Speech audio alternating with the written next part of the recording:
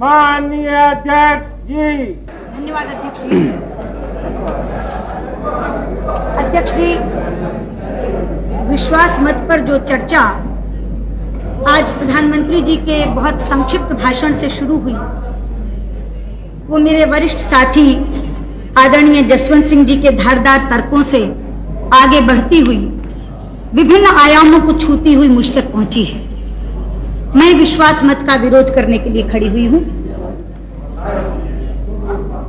हर वक्ता ने चर्चा की शुरुआत जनादेश की व्याख्या करते हुए की। दो परस्पर विरोधी व्याख्याएं इस सदन में जनादेश की रखी गई हैं। सत्ता पक्ष का कहना है कि यह जनादेश गठबंधन की सरकार के लिए था, कोएलिशन के लिए था। मेरी ओर से प्रश्न पूछा गया है कि क्या यह जनादेश कांग्रेस के साथ कोएलिशन के लिए था? ये प्रश्न अभी तक अनुत्तरित है। सबको मैं उम्मीद करूंगी कि कल प्रधानमंत्री जवाब देते हुए अपनी बात इससे शुरू करें कि क्या यह जनादेश कांग्रेस के साथ कोएलिशन के लिए था। अध्यक्ष जी, जनादेश की जो व्याख्या चाहें आप स्वीकार करें, लेकिन एक दृश्य जो इस सदन में उपस्थित हो रहा है उसकी अनदेखी आप नहीं कर सकते। आज से पहले इस सदन में एक दल की सरकार होती थी और बिखरा हुआ विपक्ष होता था, लेकिन आज बिखरी हुई सरकार है और एकजुट विपक्ष है। क्या ये दृश्य अपने आप में जनादेश की अवहेलना की खुली कहानी नहीं कह रहा? लेकिन अध्यक्ष जी, ये इतिहास में पहली बार नहीं हुआ जबकि राज्य का सही अधिकारी अपने राज्याधिकार से वंचित कर दिया गया। त्रेता में यही घटना राम के साथ घटी थी। राज तिलक करते करते वनवास दे दिया गया।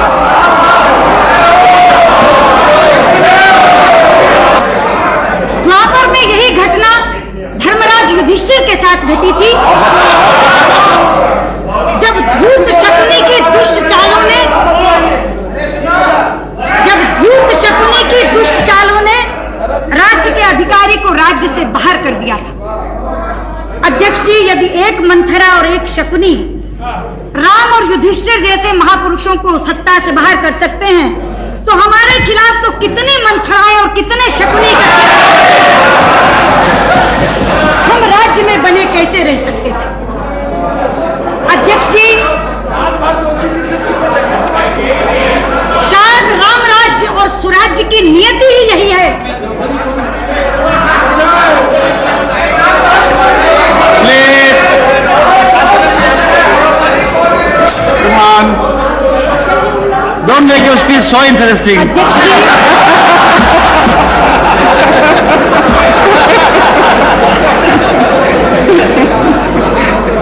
अध्यक्ष जी, राम राज्य और सुराज्य की शायद नियति ही ये है कि वो एक बड़े झटके के बाद मिलता है, और इसीलिए मैं पूरे विश्वास से कहना चाहती हूँ कि जिस दिन 28 तारीख की दोपहर को मेरे आदरणीय नेता अटल बिहारी वाजपेयी ने इस सदन में प्रधानमंत्री पद से अपने त्याग पत्र की घोषणा की थी, हिंदुस्तान में उस दिन राम राज्य की भूमिका तैयार हो गई।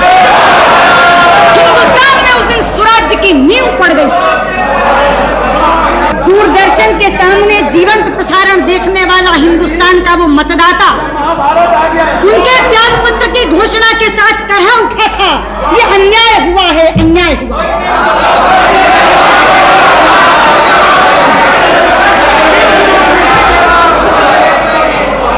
लेकिन अध्यक्ष जी, अन्यायी कभी ये स्वीकार नहीं करता कि वो अन्याय कर रहा है। अन्यायी तो अपने स्वार्थ को सिद्धांत का बाना पहनाकर इस तरह प्रस्तुत करता है जैसे सबसे बड़ा न्याय कर रहा है, और यही इस सदन में घटा। यही इस सदन में घटा। धर्मनिरपेक्षता का बाना पहनकर हम पर सांप्रदायिकता का आरोप लगाकर ये तमाम लोग एक साथ हो गए, एकजुट हो गए। कहा था मेरे नेता ने उस समय, धर्मनिरपेक्षता बनाम सांप्रदायिकता पर राष्ट्रीय बहस होनी चाहिए। चाहते हैं हम चाहते हैं कि इस देश के संविधान निर्माताओं ने धर्मनिरपेक्षता की क्या कल्पना की थी और इस देश के शासकों ने उसे किस स्वरूप में ढाल दिया, इस पर राष्ट्रीय बहस होनी चाहिए। अध्यक्ष जी, हम सांप्रदायिक हैं। हाँ, हम सांप्रदायिक हैं क्योंकि हम वंदे मातरम गाने की वकालत करते हैं। हम सांप्रदायिक हैं क्योंकि हम राष्ट्रीय ध्वज के सम्मान के लिए लड़ते हैं। हम सांप्रदायिक हैं क्योंकि हम धारा 370 को समाप्त करने की मांग करते हैं। हम सांप्रदायिक हैं क्योंकि हम हिंदुस्तान में गोरक्षा के वंश और वर्धन की वकालत करते हैं। हाँ अध्यक्ष जी, हम सांप्रदायिक हैं क्योंकि हम हिंदुस्तान में समान नागरिक संहिता बनाने की बात करते हैं। हम सांप्रदायिक हैं अध्यक्ष जी क्योंकि हम कश्मीरी शरणार्थियों के दर्द को जबान देने की अध्यक्ष जी, ये सपना है, ये धर्मनिरपेक्ष है। दिल्ली की सड़कों पर 3000 सिखों का कत्लेआम करने वाले ये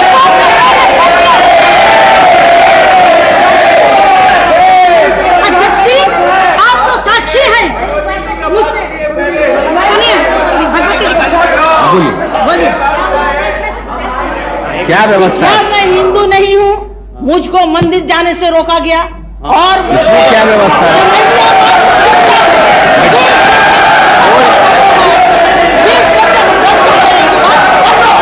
कोई व्यवस्था नहीं है भाई,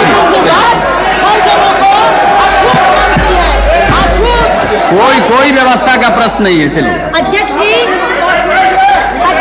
मैं दलित देवी जी की जानकारी के लिए बता दूं, भारतीय जनता पार्टी ने तो राम मंदिर का शिलान्यास एक हरिजन से करवाया था।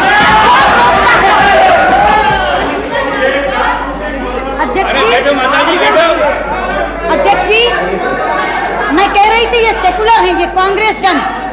दिल्ली की सड़कों पर 3000 सिखों का कत्लेआम करने वाले ये कांग्रेसमैन सेकुलर हैं और आप बिहार के साक्षी हैं।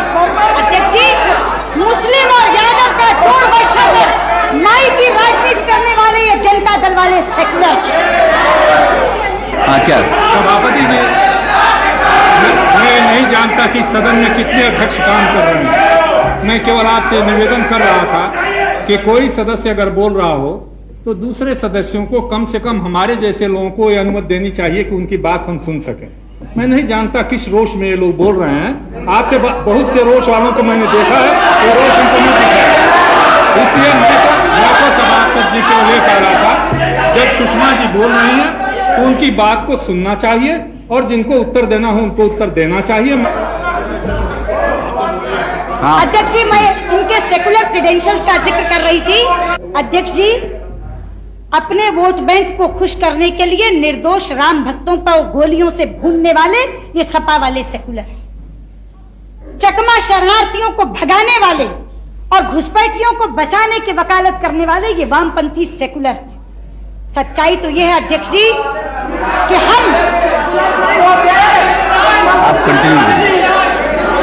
सच्चाई तो ये है अध्यक्ष जी कि चूंकि हम अपने हिंदू होने पर शर्म महसूस नहीं करते, इसलिए हम कम्युनल हैं, इसलिए हम सांप्रदायिक हैं।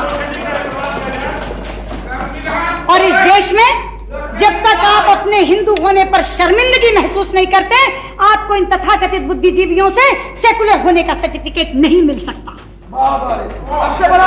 अध्यक्ष जी, सेकुलरिज्म की हमारी परिभाषा यह है कि एक हिंदू अच्छा हिंदू हो, एक मुसलमान अच्छा मुसलमान, एक सिख अच्छा सिख हो, एक ईसाई अच्छा ईसाई, और सब अपने अपने पंथों का अनुसरण करते हुए एक दूसरे के धर्मों का आदर करें।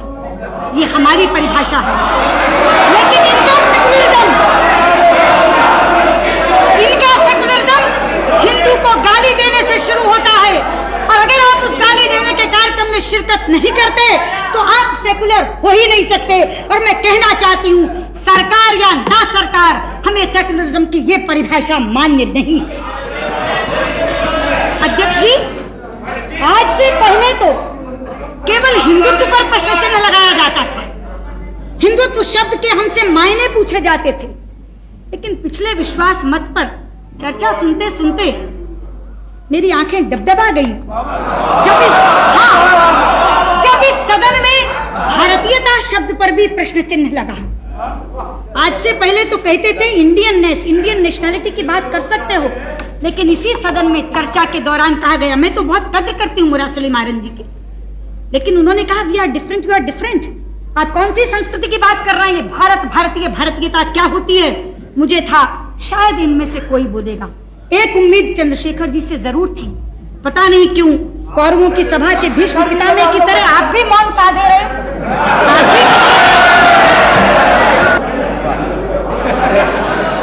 अध्यक्ष जी, मैं अपने मित्र मुरासली मारन जी से बहुत अदब से ये कहना चाहूंगी, भारतीयता के माने कहीं पूछने जाने की जरूरत नहीं है। अरे भारतीयता का अर्थ यही है कि भंगड़े से भरतनाट्यम तक सारे नृत्य भारतवर्ष के नृत्य हैं। भारतीयता के माने ये हैं कि जम्मू के राजमा चावल और पंजाब की मक्की की रोटी से लेकर दक्षिण के इडली डोसे तक सारे आहार भारतवर्ष के आहार। भारतीयता का अर्थ यही है कि अमरनाथ से लेकर रामेश्वरम तक सारे तीर्थ भारतवर्ष के तीर्थ हैं। आप पूछते हैं कि एक संस्कृति के क्या मायने हैं?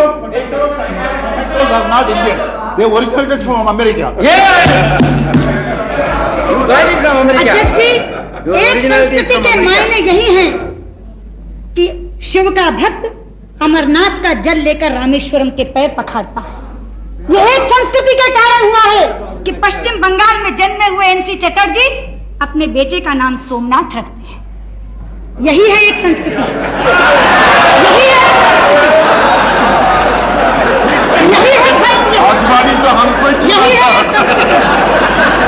यही है एक संस्कृति। मुझे संस्कृति का उदाहरण कई शब्दकोशों में देखने की जरूरत नहीं है, वो इस सदन में परिलक्षित होती है। लेकिन अध्यक्ष जी, सवाल ये है कि ये किसी सांप्रदायिकता के नाम पर इकट्ठे नहीं हुए हैं, ये भी एक ओढ़ा हुआ बाना है। ये इकट्ठे हुए हैं अपने गुनाहों के कारण, ये इकट्ठे हुए हैं एक दूसरे को बख्श देने की सौदेबाजी के कारण। जी हाँ, ये अपने अपराधों के बेपर्दा होने के भय से इकट्ठे हुए हैं। अध्यक्ष जी, ये सांप्रदायिकता के नाम पर हुई साझेदारी नहीं है। अध्यक्ष जी, ये चारा कांड और हवाला कांड की साझेदारी है। चारा कांड और हवाला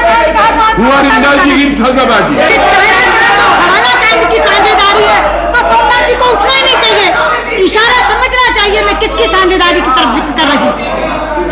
अध्यक्ष जी, ऐसे ही नहीं हुआ कि कॉमन मिनिमम प्रोग्राम में एक शब्द करप्शन के पेंडिंग केसेस के बारे में नहीं है, ये ऐसे ही हो गया। आखिर 4 लोग बैठे, सारी चीजों पर चर्चा हुई, लेकिन पूरे प्रोग्राम में से बोफोर्स गायब है, सेंट किट्स गायब है, जेएमएम गायब है, शुगर स्कैंडल गायब है, पीएसयू डिसइन्वेस्टमेंट स्कैम गायब है। अरे जिनका ढिंडोरा पीट के चुनाव में गए थे, Narasimha Rao epitome of corruption की चार्जशीट निकाल कर चुनाव में गए थे, आज उसके ऊपर एक शब्द भी नहीं। और यूरिया स्कैम के ऊपर कहते हैं प्रधानमंत्री, law will take its own course, कोई बचेगा नहीं। केवल मुक्के मारकर कह देने से ये नहीं होगा अध्यक्ष जी, आचरण क्या बोलता है ये देखने वाला है। आज भी यूरिया स्कैम में अफसर पकड़े गए हैं, लेकिन दोनों के रिश्तेदार अभी नहीं पकड़े गए। 5 दिन का समय दिया गया, आखिर क्यों? इसलिए मैं कहती हूँ ये साझेदारी सांप्रदायिकता के नाम पर नहीं हुई है, ये साझेदारी एक दूसरे को माफ करने के सिद्धांत के नाम पर की गई साझेदारी। अध्यक्ष जी, ये कहते हैं, रामविलास पासवान कहते हैं ये सरकार चलेगी। आज यहाँ कहा जाता है ये सरकार चलेगी नहीं, दौड़ेगी, 5 साल तक रहेगी। अरे मैं पूछना चाहती हूँ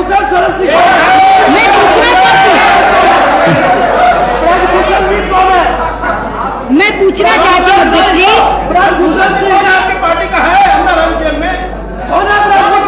मैं पूछना चाहती हूँ,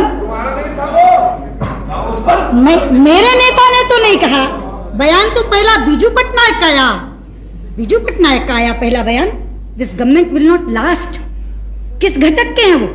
भाजपा के। बुद्धदेव भट्टाचार्य का बयान आया, हाँ वही मैं कह, बुद्धदेव आचार्य का बयान आया, this government will not last for 6 months। ये किस घटक के हैं? भाजपा के। Okay, you stand corrected. अध्यक्ष जी, मुझे करेक्ट करने की क्या जरूरत है? पहली स्टेटमेंट छपी, उसका जिक्र मैंने कर दिया, डिनायल इन्होंने किया, उसका जिक्र इन्होंने कर दिया, दोनों चीज रिकॉर्ड पर आ जाएंगी। आगे बढ़िए। नरसिंह राव जी के हवाले से कहा गया कि चुनाव के लिए 7 महीने से एक साल के बीच में तैयार रहना चाहिए। ये बयान भाजपा की तरफ से तो नहीं आया। इतने अंतर विरोधों के साथ जो सरकार चल रही है, क्या सांझ है नारायण दत्त तिवारी और मुलायम सिंह यादव में? मैं पूछना चाहती हूँ, क्या सांझ है? आ गए बीजू पटनायक जी, क्या सांझ है आदरणीय बीजू पटनायक जी आप में और जेबी पटनायक में? क्या सांझ है? इधर एड्रेस करिए आपने। अध्यक्ष जी, सुषमा जी आप इधर एड्रेस करिए। चारे और खाद के अलावा क्या सांझ है राम लखन सिंह यादव और लालू यादव में? क्या सांझ है ममता बनर्जी और सोमनाथ चटर्जी में? मैं पूछना चाहती हूँ, उत्तराखंडी महिलाओं के सम्मान का सौदा करके नारायण दत्त तिवारी मुलायम सिंह के बगल में क्यों बैठे? तमिलनाडु के हितों की अनदेखी करके करुणानिधि ने देवे गौड़ा को नेता क्यों स्वीकार किया? अपने घावों की पीड़ा भूलकर, ममता जी अपने घावों की पीड़ा भूलकर आप सोमनाथ जी के साथ मतदान कैसे कर रही हैं? ठीक है, ठीक। ममता जी आपको बोलना है, इसके लिए एडवांस नोटिस देने की कोई जरूरत नहीं है, उनको बोल लेने दीजिए। ठीक है, आपका नाम आपकी पार्टी से आएगा तो बोल लीजिएगा, उनको बोल लेने दीजिए। मैं बताना चाहती हूँ अध्यक्ष जी, मैं नाम क्यों ले रही हूँ? मुझे वो दृश्य जिसका तस याद है, मेरी आंखों में बसा हुआ है। मैं राज्यसभा की दर्शक दीर्घा में बैठी थी, इसी सदन में नरसिंह राव जी की सरकार के खिलाफ अविश्वास प्रस्ताव पर मतदान हो रहा था। मैं वहां से बैठी देख रही थी, एक व्हील चेयर के ऊपर ममता जी को लाया गया था, यहीं बैठी थी वो, चोटों से आए बुखार के कारण कांप रही थी। बराबर में बैठी 2 सांसद महिलाओं ने उन्हें लाल कंबल उड़ाया था। वहां बैठी हुई मैं उस समय कम्युनिस्टों की हिंसक प्रवृत्ति को कोस रही थी। मुझे मालूम है ममता जी के विरोध के स्वर बहुत मुखर होते हैं, लेकिन हम उनके विरोध के अधिकार को मान्यता देते हैं, हम उनके विरोध के अधिकार को स्वीकृति देते हैं, हम उनकी आवाज को गैद करने के लिए उन पर हमला नहीं करते। इसलिए पूछना चाहती हूँ ममता जी से आज कि इस सदन में सीपीएम के साथ बैठकर मतदान करेगी और पश्चिम बंगाल में जाकर उनके विरोध की राजनीति करेंगी। ये कैसी सांझ है ममता जी? ये कैसा गठबंधन? अध्यक्ष जी, मैं जिक्र कर रही थी कि केवल व्यक्तियों में अंतर विरोध नहीं है, जो कार्यक्रमों में अंतर विरोध झलकता है वो तो माशाअल्लाह। जब इनका प्रोग्राम आया, मिनिमम प्रोग्राम, मैंने उसको आदि से अंत तक पढ़ा। एक बार मुझे लगा कि कुछ गलत पढ़ा गया, ये हो नहीं सकता। मैंने उसको दोबारा पढ़ा और पढ़ने के तुरंत बाद मेरे मुंह से निकला, वहां भारत के कम्युनिस्ट साथियों, तुमने लेनिन से येल्त्सिन तक का सफर एक ही सप्ताह में पूरा कर लिया। अध्यक्ष जी, कोलिशन के कंस्ट्रेंट्स तो मैं समझ सकती हूँ, कोलिशन के कंस्ट्रेंट्स होते हैं, मजबूरियां होती हैं, कुछ चीजों को बरतरफ रखना पड़ता है, कुछ चीजों में साझेदारी करनी पड़ती है, मगर कोई शीर्षासन करके कलाबाजी खा जाएगा इसकी उम्मीद नहीं। अध्यक्ष जी, इसमें लिखा है इंश्योरेंस सेक्टर निजीकरण उसका कर दिया जाएगा और फॉरेन कंपनी तक के लिए खोल दिया जाएगा। मैं तो हैरान हुई, क्योंकि 1 साल पहले की बात मुझे जस की तस याद थी। कहां गए चतुरानंद मिश्र? अध्यक्ष जी, आपके माध्यम से बताना चाहती हूँ, मैं राज्यसभा में याचिका समिति की अध्यक्षा थी, कमेटी ऑन पिटीशंस की चेयरपर्सन थी। हमारी समिति के सामने एक याचिका दायर की गई, एक पिटीशन प्रस्तुत की गई। जिसमें यह लिखा गया था कि LIC, GIC इंश्योरेंस सेक्टर को जो प्राइवेटाइज करने की एक सिफारिश मल्होत्रा कमेटी की तरफ से आई है वो लागू न की जाए, ये थी वो पिटीशन। और मैं आपको चौंका दूं ये बात कहकर, वो पिटीशन किसी और ने काउंटर साइन नहीं की थी, एक MP को प्रस्तुत करनी पड़ती है। ये संयोग है कि चतुरानंद मिश्र राज्यसभा से मेरे साथ लोकसभा में आए हैं, 2-4 दिन में शायद कैबिनेट के मंत्री भी बनने वाले हैं। वो पिटीशन काउंटर साइन की थी चतुरानंद मिश्र ने। और अध्यक्ष जी, मुझे कहा गया था कि अगर ये इंप्लीमेंट कर दी गई रिपोर्ट तो ये पिटीशन इनफेक्चुअस हो जाएगी, इसलिए कम से कम इंटरिम डायरेक्शन गवर्नमेंट को दी जाए कि ये इंप्लीमेंट नहीं हो। पिटीशन कमेटी के अध्यक्षा के नाते मैंने सरकार को डायरेक्शन दी थी कि जब तक इस कमेटी की रिपोर्ट नहीं आ जाए, हम बहुत जल्दी इस कमेटी की रिपोर्ट देंगे, तब तक मल्होत्रा कमेटी की सिफारिशें लागू न की जाए। और इस याचिका समिति ने इस याचिका पर रिपोर्ट देने से पहले सारी पॉलिटिकल पार्टीज के लोगों को बुलाया था, सारे राजनीतिक दल के प्रतिनिधि आए थे। इसमें क्या गलत कह रही हूं अध्यक्ष जी? प्रीमियर घटक इस यूनाइटेड फ्रंट का जनता दल, जिनकी सरकार है, जिनके आप कुछ कहना चाहते हो, आप मिनिस्टर है, बोलिए। अगर कोई ऑब्जेक्शनेबल बात है तो बताइए, अगेंस्ट द रूल हो तो बताइए। नहीं, यू आर मिनिस्टर ना हो। वो रेफर कर रही है एक ऐसे डॉक्यूमेंट को जो हाउस में ले किया जा चुका है, इसमें क्या है अध्यक्ष जी? प्रोसीडिंग नहीं, उसी को उन्होंने बताया, उस प्रतिवेदन से कोट कर रही है। What can I do? प्रधानमंत्री तवज्जो दें। नहीं, ये तो आजादी है, ये कोट कर सकते हैं। क्या मिनिस्टर जी, नहीं, आप कोई रूल बताइए ना जिससे वो नहीं कोट कर सके, मैं उनको रोक दूंगा। बताइए कोई कानून। प्राइम मिनिस्टर, मैं आपके दल की बात कर रही हूँ। The honourable prime minister, I would like to draw your attention please. मैं देवे गौड़ा जी, सोमनाथ चटर्जी और चतुरानंद मिश्र को सुनाकर दोबारा कहना चाहूंगी, मेरी पार्टी का पॉलिसी था भारतीयों के लिए खोल दो, फॉरेनर्स के लिए मत खोलो, लेकिन आपकी पार्टी का पॉलिसी पढ़कर सुना रही हूँ। नहीं, मैं तो आपके शीर्षासन की बात कर रही हूँ, जो कलाबाजी खाई है सत्ता की अवधि दौर में, मैं उसकी बात कर रही हूँ। मैं इसको केवल ये पढ़ के बता रही हूँ कि सत्ता की दौड़ में मदहोश होकर आदमी इतनी उलटबाजी भी खा सकता है कि 50 साल तक जिन नीतियों को लेकर आपने राजनीति की है, आज वो राजनीति टोटल की टोटल, एब्सोल्यूट की एब्सोल्यूट आप छोड़ देंगे सिर्फ इसलिए कि सत्ता लोलुपता की दौड़ में या एंटी बीजेपी स्टांस के अंदर आपको कांग्रेस के साथ बैठना है, आपको जनता दल के साथ बैठना है। इसलिए मैं आपसे कह रही हूँ अध्यक्ष जी, यहाँ सदन में ये छोड़ सकते हैं, लेकिन बाहर जब अपने अपने क्षेत्रों में जाएंगे, इनका कार्यकर्ता इन्हें छोड़ने नहीं देगा और ये अंतर विरोध इस सरकार को गिराने का कारण बनेंगे। रामविलास पासवान कहते, शरद यादव अभी कह रहे थे नहीं ये सरकार तो चलेगी, नरसिंह राव जी ने आज कह दिया चलेगी। अरे भाई, नरसिंह राव तो मौन साधे बैठे हैं, भूमिका निभा रहे हैं ये, और ये शरद पवार की भूमिका नहीं निभा रहे, ये ललिता पवार की भूमिका निभा रहे। मैं भाई शरद यादव से कहना चाहूंगा, Lalita Pawar, What is unacceptable? If it is her experience about him, why to be आपका बहुत बहुत धन्यवाद चंद्रशेखर जी, आपका बहुत बहुत प्यार है।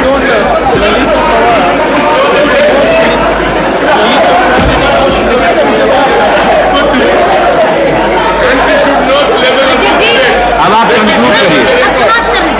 मैं इसलिए भाई शरद यादव से कहना चाहूंगी कि ये प्रयोग नया नहीं है। मैं भाई शरद यादव से केवल इतना कह रही थी, ये प्रयोग नया नहीं है, ये प्रयोग आपके गुरु राजनारायण जी पहले कर चुके हैं। 20 दिन के अंदर कांग्रेस ने समर्थन वापस लिया था और मेरे आदरणीय नेता चंद्रशेखर जी बैठे, 4 महीने के अंदर इनसे समर्थन वापस लिया था। आप किस आधार पर विश्वास कर रहे हैं? किस आधार? आपके विश्वास का कोई आधार होना चाहिए। इतिहास से भी कुछ नहीं सीखा।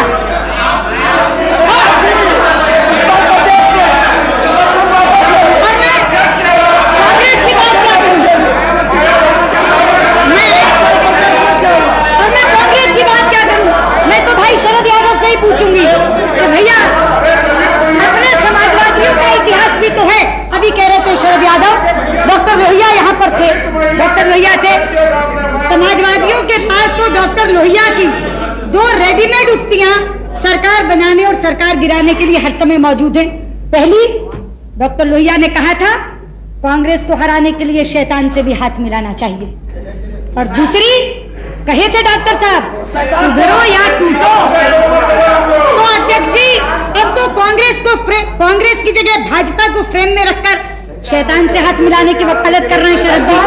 मगर थोड़े दिन की बात है, जब होगा सुधरो या टूटो, और हो भी क्यों नहीं शरद यादव, बहुत सही बात है। 65 लाख वाले मंत्रिमंडल में और 3 लाख वाले बंडल में, तो क्यों नहीं बोलेंगे, क्यों नहीं बोलेंगे। निश्चित तौर पर चंद दिनों की बात है जब ये होगा सुधरो या टूटो। इसलिए मैं एक बात कहकर अपनी बात समाप्त करना चाहूंगी अध्यक्ष महोदय, ये जो कहा जा रहा है कि सरकार 5 साल चलेगी, 5 साल चलेगी, नहीं अध्यक्ष जी, this political orchestra will disperse even before the show begins. They are so used to singing their own tunes. ये जो एक सामूहिक मंडली एक समूह गीत गाने के लिए आई है, ये अपना अपना राग अलापने के लिए इतने आदी हैं कि गीत शुरू होने से पहले ये शिराजा बिखर जाएगा। लेकिन हाँ, जितने दिन ये देश आपके हाथ में रहे, ईश्वर इस देश की रक्षा करे, ये प्रार्थना